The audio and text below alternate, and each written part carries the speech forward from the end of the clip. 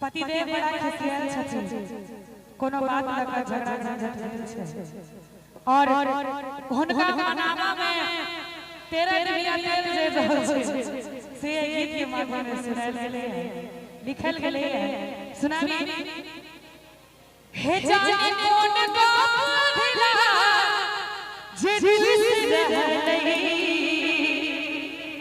किया जाके दलाल पिया सीत रहलै, किया जाके दलाल पिया सीत रहलै, किया जाके दलाल पिया। हे जाने कौन गोधिला गोधिला गोधिला जाने कौन गोधिला जे दिल से रहलै किया जाके दलाल पिया सीत रहलै, किया जाके दलाल पिया सीत रहलै, किया जाके दलाल पिया।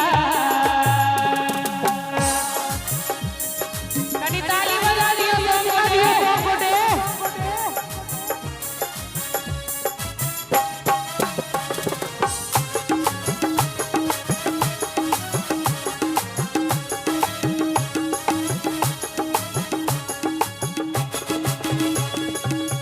भोर से चल चल व्याकुल की बोल हमारे जोई चल चलना के बात।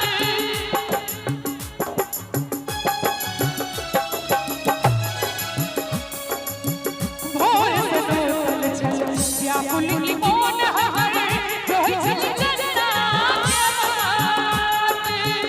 उछल के तछती सवारल कीले मुदा कर गई दिखात।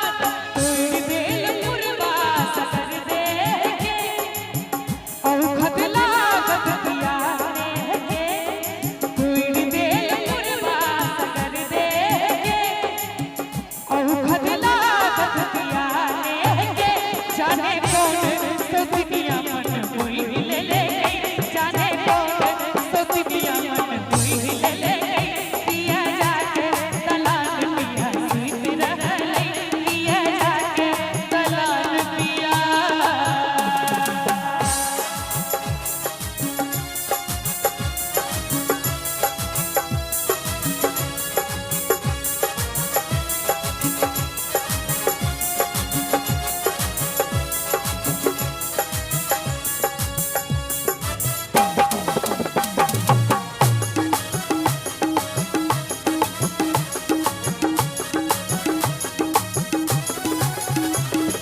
दीन जी छपा दै छै लोग जहन बाता हो बहुत झूठते बनिया।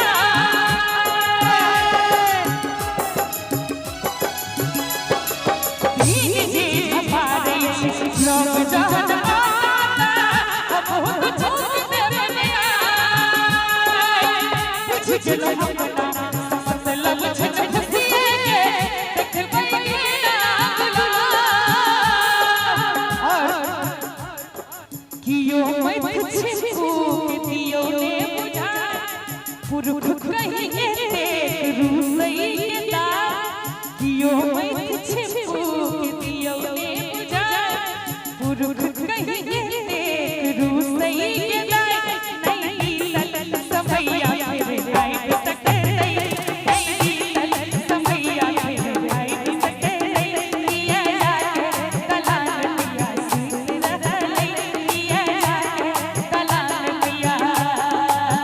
हे जाने कौन भला भला भला भला जाने कौन भला जे दिल से रहलै किया जाके दलाल पिया सीत रहलै, किया जाके दलाल पिया सीत रहलै, किया जाके दलाल पिया सीत रहलै, किया जाके दलाल पिया सीत रहलै, किया जाके दलाल पिया सीत रहलै, किया जाके